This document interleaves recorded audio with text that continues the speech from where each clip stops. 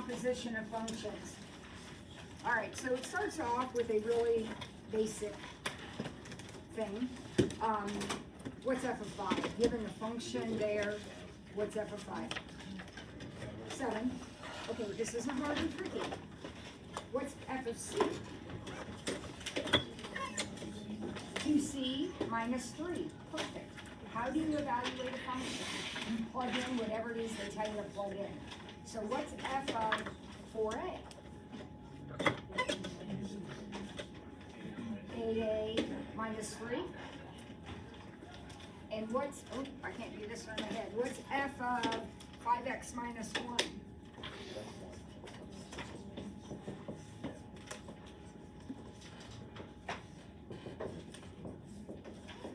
You get 10x minus 5?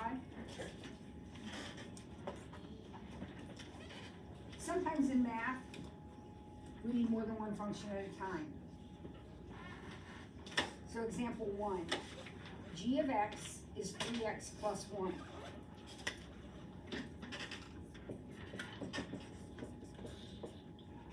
G of 2 is c. So what would g of c be?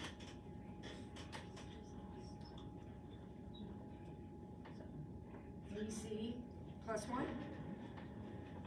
There are no more notes 2.7 in the red bin. Well, you know what happened? Somebody took them. So they're in Schoology. So you have to get out your iPad. So no one has an extra set, do you? Wait a second. Daniel, just hang on. I might actually have an extra set.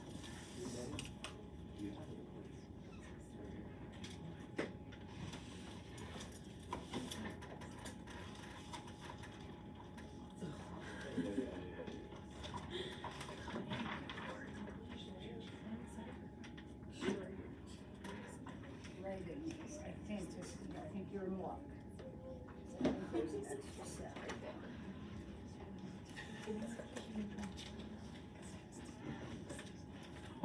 All right.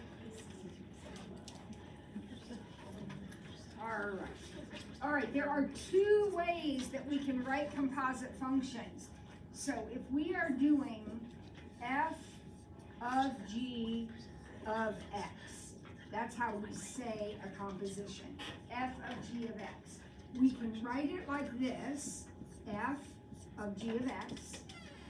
Sometimes these aren't parentheses, sometimes they're brackets, but that's all considered the same. You can write it that way. And you can also write it with that little open circle. Do you remember seeing that last year? That's the composition symbol. That's just a little open, it's like a degree mark, only it's written down here like that. Those are the two ways that we can write composition. They mean exactly the same thing. When you say this out loud, I heard kids say fog. No, f of g of x. That's how we say that, f of g of x. When you do a composition, f of g of x, you evaluate g first, and then plug that into f. Okay, so take a second and do example 2. Check your answers with your partner. We'll do a quick check and make sure everybody remembers how to do this. So example 2, you have a function f and a function g, and he's telling you what he wants you to evaluate.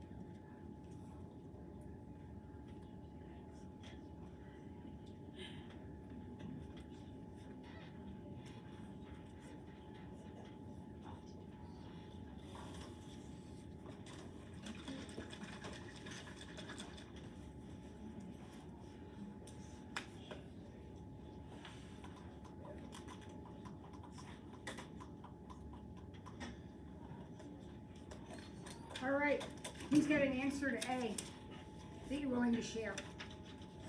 Huh? 16. Good? Who got an answer to B? Oscar? 9. And who got an answer to C? Who? 16. Everybody okay with all that? Yeah. Those are easy. All right. Using the equations for F and G, find expressions for the following. So the ones you just did, you had numbers to plug in. Now they're just asking you for the general, expression for F of G of X. And we know that F is 3x minus 5 and G is 2x plus 1. So if we're gonna find F of G of X, then that means we take the whole G and plug it into F, right? Do it. Do A and B and let's see what we come up with.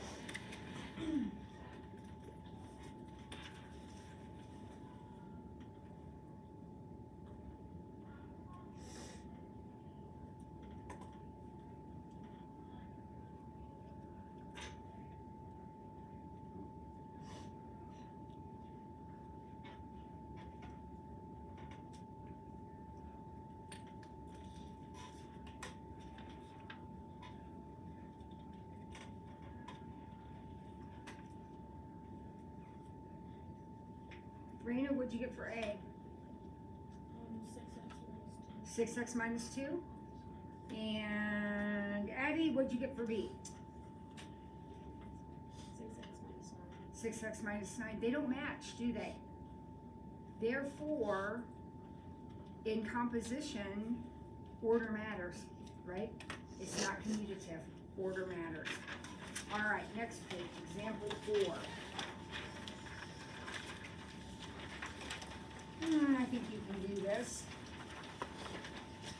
So you and your partner work out A, B, and C. And maybe let's have these put up on the board.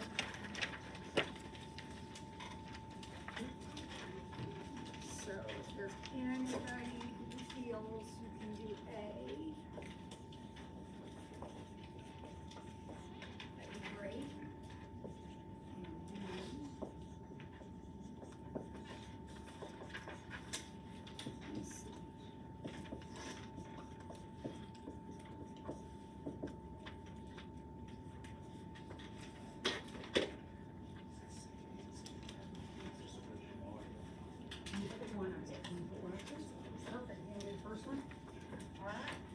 Lynn's got the first one.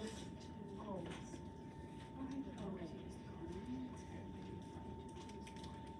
I found this, and it says Lynn's pencil. That would not be my pencil. Do you want it? I'll take it. It's a nice pencil. Seems like something you do, Kiwi. It literally says on it, Quinn's pencil. I need somebody to do B and C, please. Somebody do B and someone else to do C. Can we do that?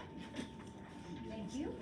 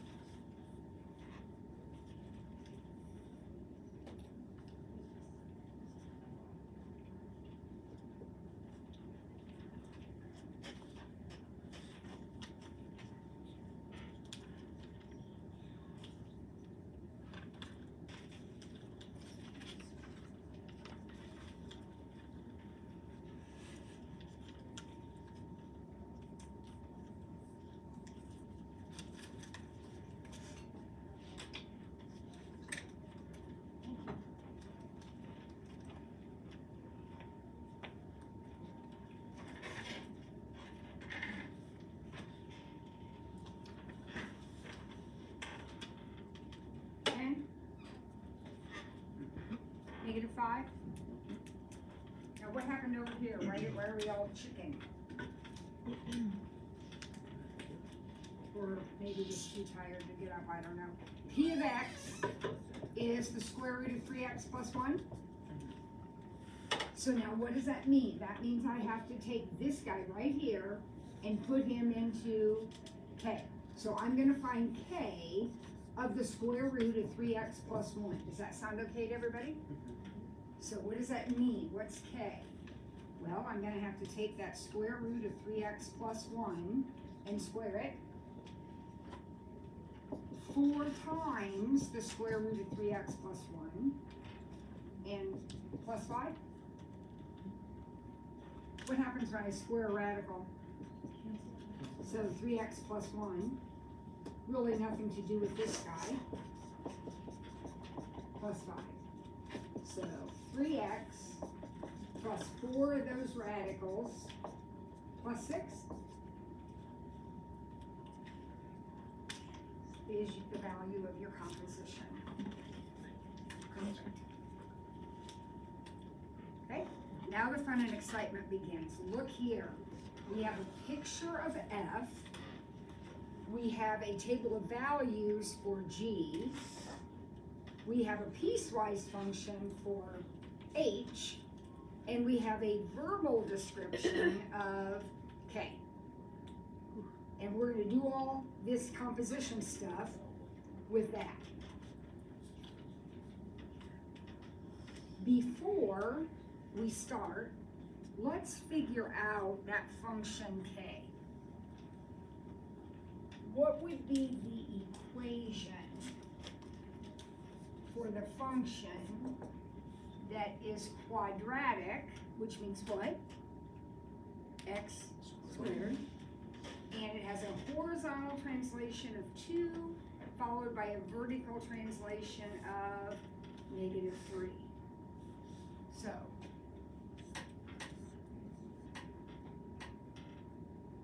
two to the right would be that, and down 3 would be that.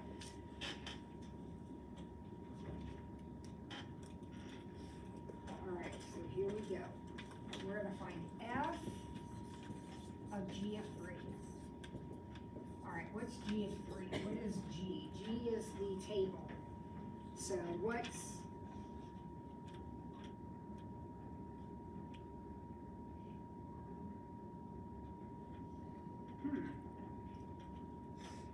when you read the directions, did you notice the if possible that he threw in there?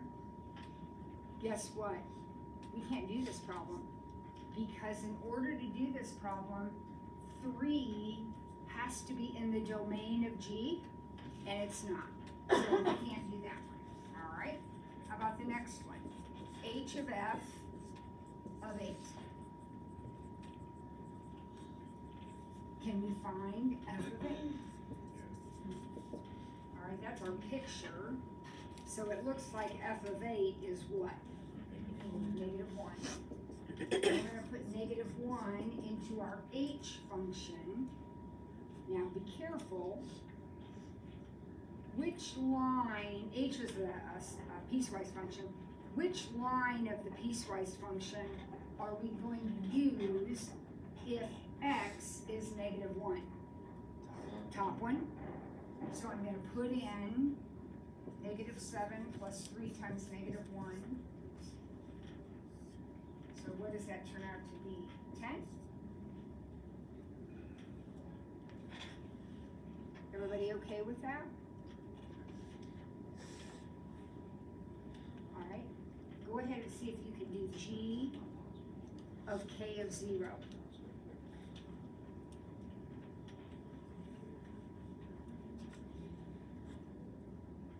G of k of 0. Can you do that one?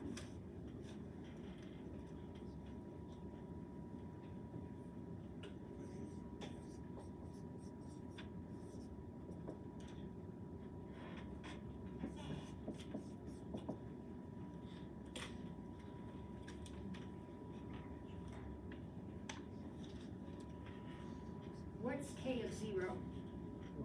1. Can we plug 1 into G? No. No. Remember, if it's not in the domain, you can't plug it in. And the only numbers in the domain of G are -4, -1, 2, 5, and 7. So that's another impossible problem. All right, f of 2. What's f of 2? 1. And what's f of 1? 4. Good. Look at your picture. That's it. Perfect.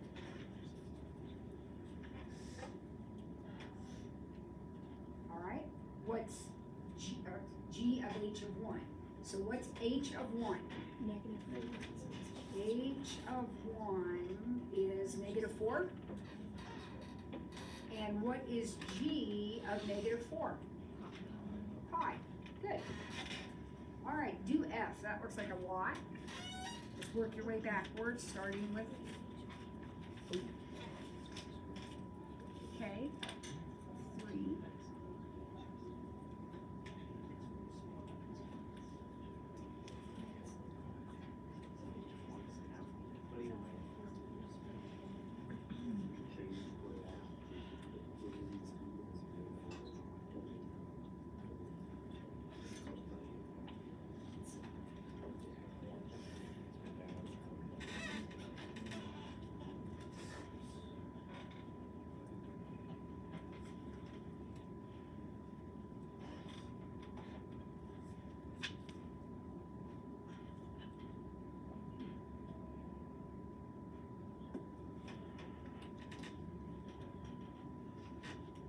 Okay, am I messing up or is this one not doable either?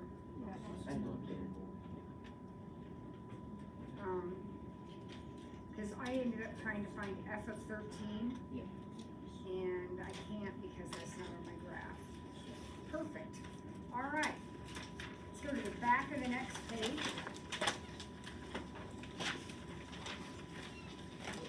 Couple really interesting things back here. All right, so the function h of d represents the amount of homework problems assigned d days into the school year. So h of 5 would be how many problems were assigned on the 5th day. The function t of p represents the amount of time it takes to complete p problems. Interpret the meaning of the statement t of h of 40 equals 128. T of h of 40 equals 128.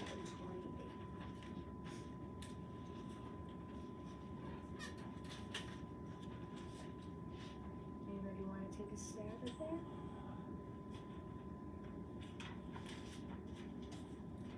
Emily? Would it be 40 days into the school year? It takes 128 minutes to That's do the homework? exactly what it means. Very good. Because h of 40 is the number of problems assigned on the 40th day. Then if you take that number of problems and plug it into the t function, that's going to tell you how long it takes you to do that number of problems. Very good. All right, number 2. Step 1, tell me what the composition is. F of g of x. What is that going to look like for these two functions? F of g of x.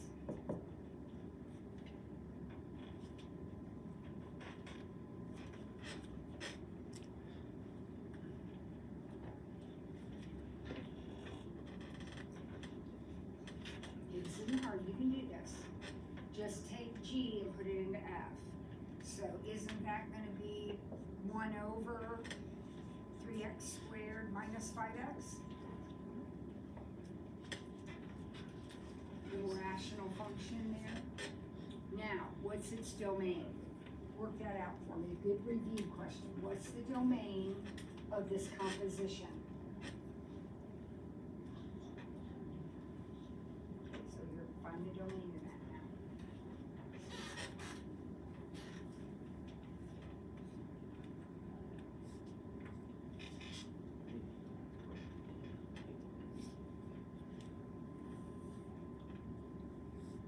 Jay, get a head down back there. What are you working on?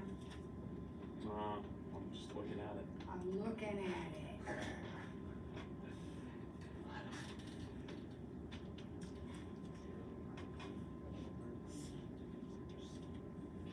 Jacob, when you look at that denominator, does anything occur to you to do to it?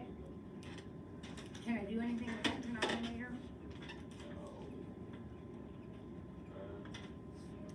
Take it out of the Well, I can factor it, okay, so I think that's a good way to start it. Okay, and what do I know, especially when I'm talking about domain, what do I know about denominators? They can't be zero, ever, right, ever. So if that can't be zero, then doesn't that mean x can't be zero? And 3x minus 5 can't be zero, which means x can't be 5/3. So these are the things x can't be. Your domain is the things x can be. So if x can't be, here's 0, here's 5/3. X cannot be those things, but x could be everything else. What's my domain?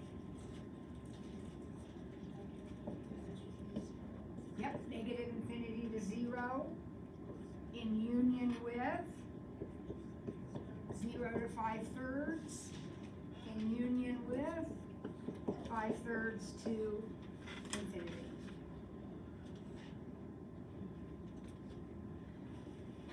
Would everybody agree with that? Number 3. Somebody has already done the composition and it has come out to look like this. So your job is to come up with possible equations, or equations, definitions for function f and function g. Now there's way more than one possibility, but can you think of one? Emily? Could f of x be the square root of x and then g of x be 2x minus 5? I think that sounds absolutely magnificent, because remember, we're starting with g. So she says, I'm gonna let my g function be 2x minus 5. And then when I plug that into my f function, that's exactly what she gets. Who had a different idea?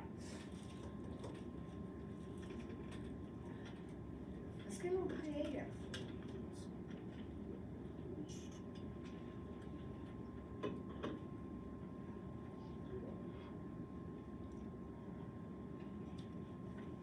Come on, let's think of one more. One more possibility. That one's fine. It's absolutely wonderful, but let's see if we can think of another one. Well, guys, think about this for a second. In this big composition, what are the operations that are happening?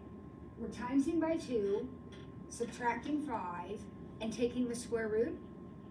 So Emily said, I'm going to build a function that times this by 2 and subtracts 5. And then the other one will do the other thing, which is square root. Well, what if we built a function that times by 2? Then what would the other one have to do? The other one would have to subtract 5 and take the square root. Would that work? If you take this and plug it in here, you get what you wanted. So if you're asked to do this, just think about what the original, or what, this is really the original, what the composition is doing, and then write functions that do those operations. It's pretty easy. Okay, now, number 4. This is special. You and your partner, I want you to take a second. They've given you a picture of F. They told you that G is the absolute value function, and then they want you to do a composition with G and F. So, I'm gonna give you a couple minutes, you guys figure it out, and then I'm gonna have you come up to the board and show me what you came up with for either one.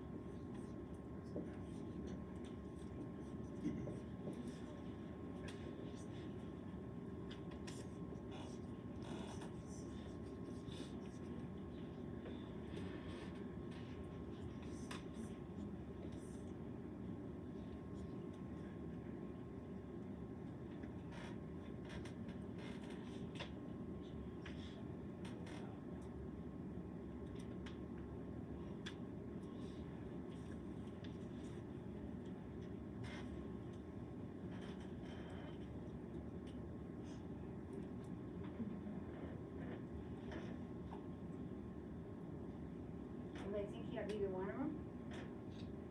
I think the first one is the easier of the two, in my opinion. Anybody get that one?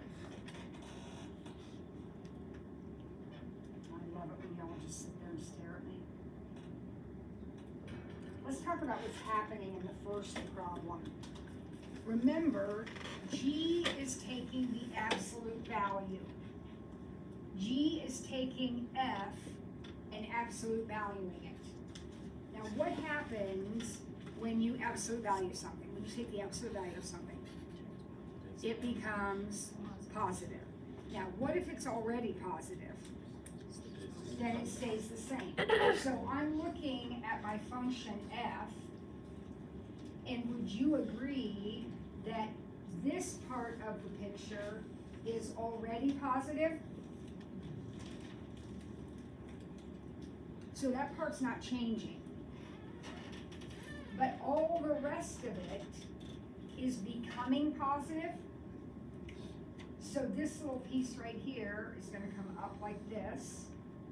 And this line, which was at -3, is now going to be at +3. So that is a picture, basically, of the absolute value of f of x. That's what this function is doing. G is taking the absolute value, in this case of f. All right, everybody got that? Okay, now, what's happening over here?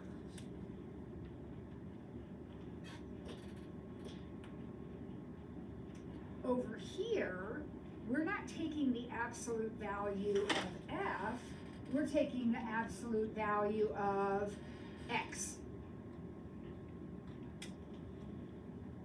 Now, what's the absolute value of 1? 1, 2 is 2, and so on. So anything over here is not going to change because these are already positive x values. And so when you plug the absolute value into f, nothing changes because 1 is already 1 and 2 is 2 and so on. But now wait a minute, what happens over here? All of a sudden, I'm not plugging in -1, I'm plugging in +1. So the output here is going to be exactly the same as the output here. Putting a 1 in here is going to be exactly the same as putting a -1 in there. Does that make sense? So the output values, the y's, are going to be the same. So when I put in 1, well here, let me put in -2. -2 is going to be the same value as +2. Agreed? And what about, all right, so let's connect those. What about all of these things? What's going to happen here? Well, -3 is going to be the same as +3, and -4 and 5 are going to be the same. So the green thing is a picture of f of the absolute value of x. This picture is basically making the y's positive.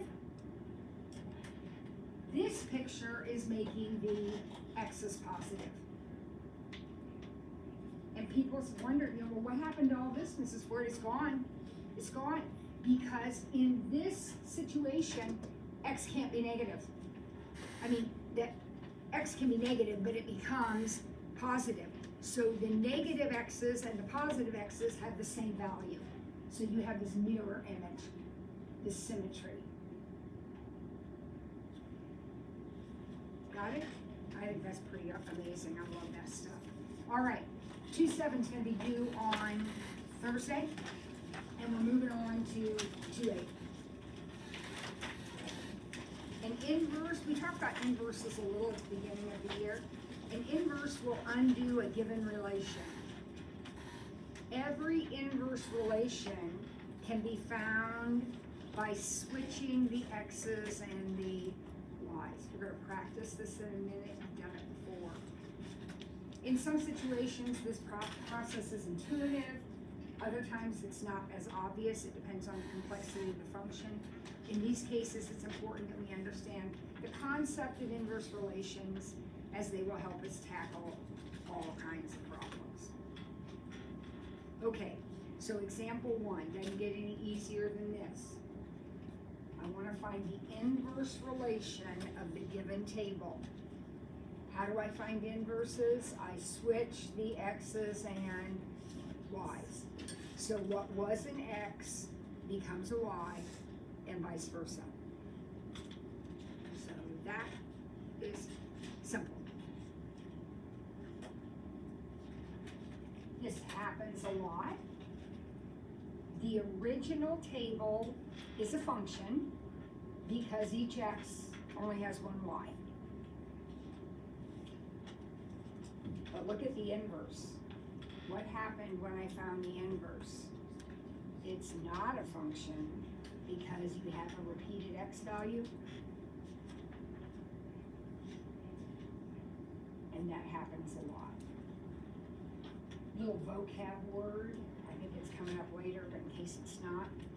If f is a function and its inverse is a function, if they're both functions, it's called 1-to-1. 1-to-1 means that the function and its inverse are both functions. The relation and its inverse are both functions. Those are of particular interest to mathematicians. All right, sketch the inverse relation of the given graph. You can do this however you want. What I like to do is label the points of the original. So I got a point at -1, 2. This is my own way of doing it. You certainly don't have to do this. -2, -1, 2, 1,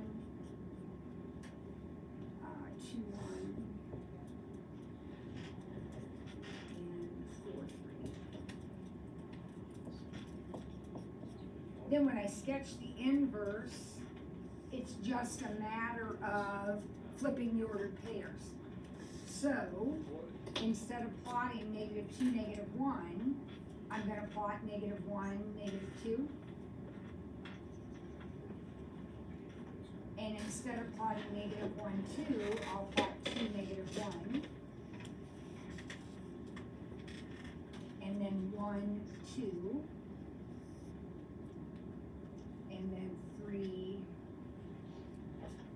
4.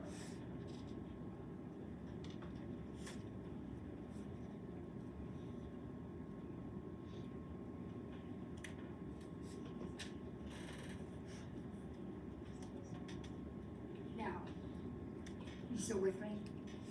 Are you okay? Now, there's a special relationship between the black and the red. My picture's not perfect. Yours is probably better because it's on the grid.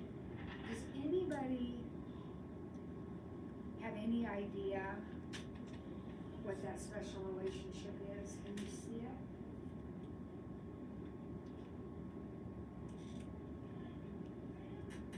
What's this line called? That's the identity. And inverses are always going to be reflections across the identity. Which makes perfect sense, because how do you find an inverse? You switch your y and x.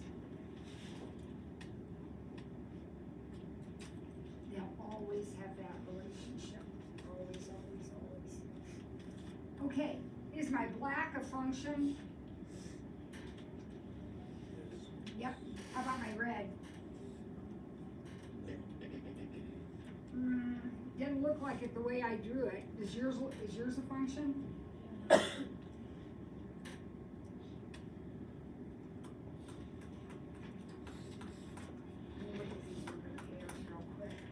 This was -1, -2. This was 2, -1. This was 2, -1. This was 1, 2. And this was.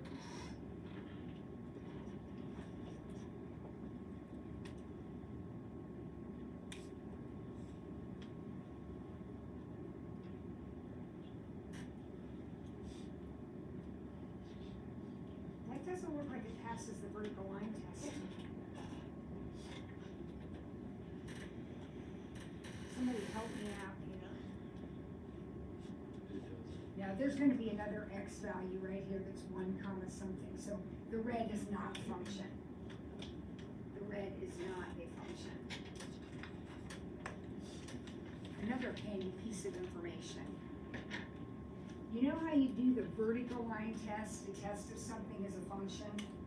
If you want to know if its inverse is a function, do the horizontal line test.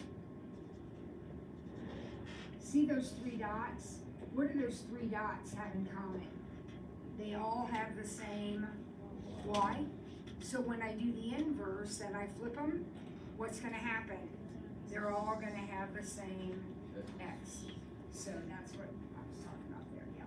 So that is not, the red is not a function. The graphs of inverses are reflections over the line y equals x. We already talked about that. All right, now, how do we find the equation of an inverse? I think you know this already. But just in case, here's a function. My job is to find f inverse. And this is our notation for f inverse. Anybody remember how to do this?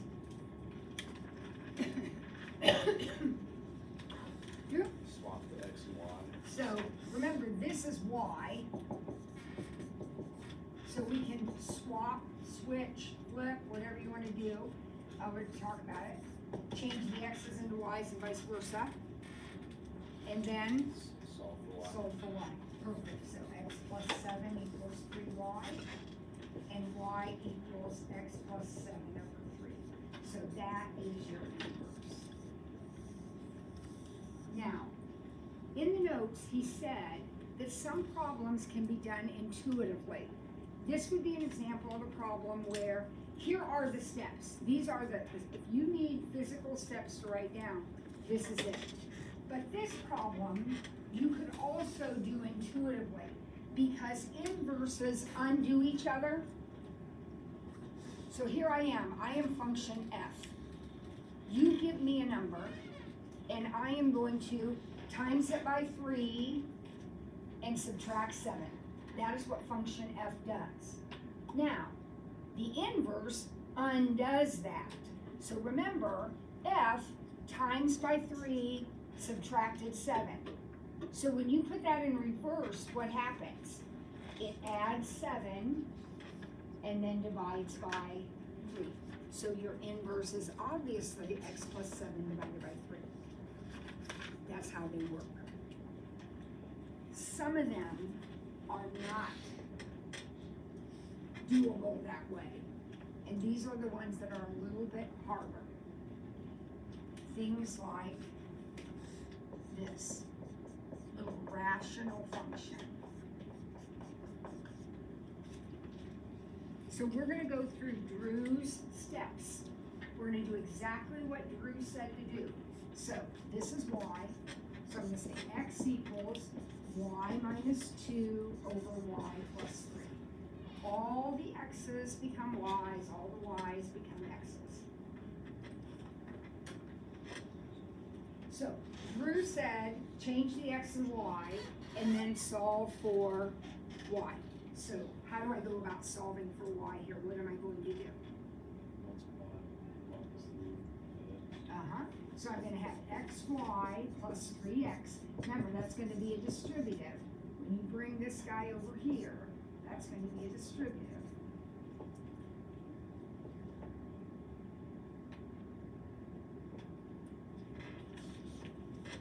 Okay?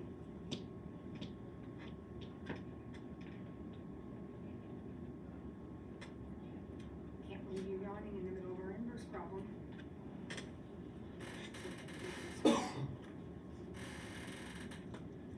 What now? Come on, people.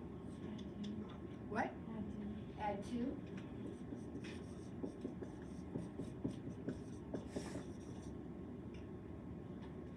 And I know what some of you at least are thinking. Done, we got y by itself, we solve for y. No, because why? What's wrong?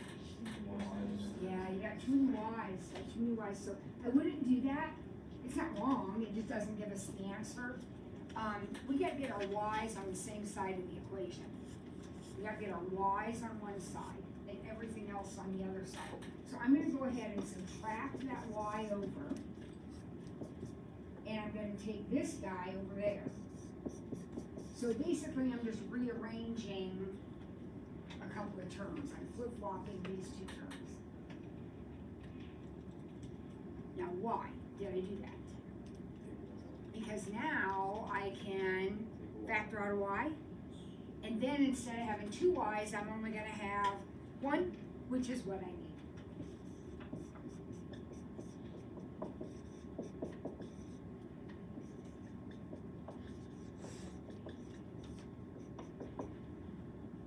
So our inverse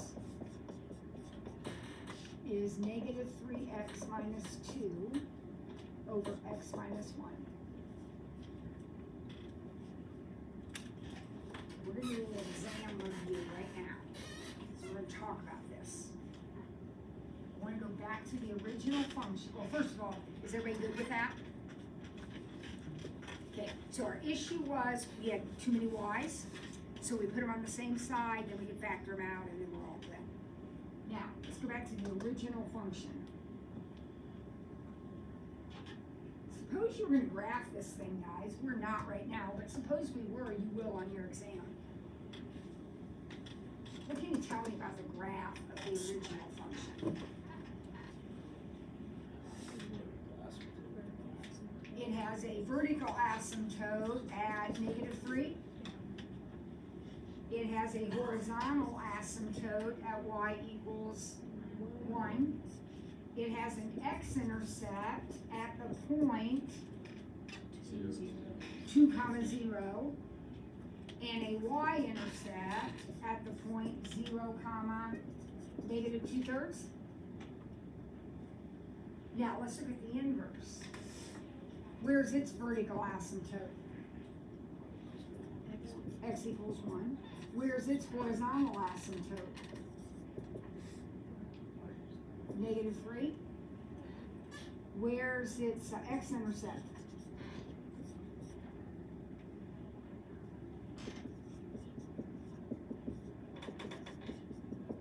-2/3. X-intercepts come from the numerator. And what's its y-intercept? Let's take a look at that, guys. Is that exactly what you would expect to happen? Yep, because what do inverses do? You switch what happened to x originally now happens to y. So what was a vertical asymptote is now a horizontal. What was a y-intercept is now an x-intercept. I think you should be amazed by all that. But I can tell that you are not too amazed. I'm gonna stop there. We will finish this next time.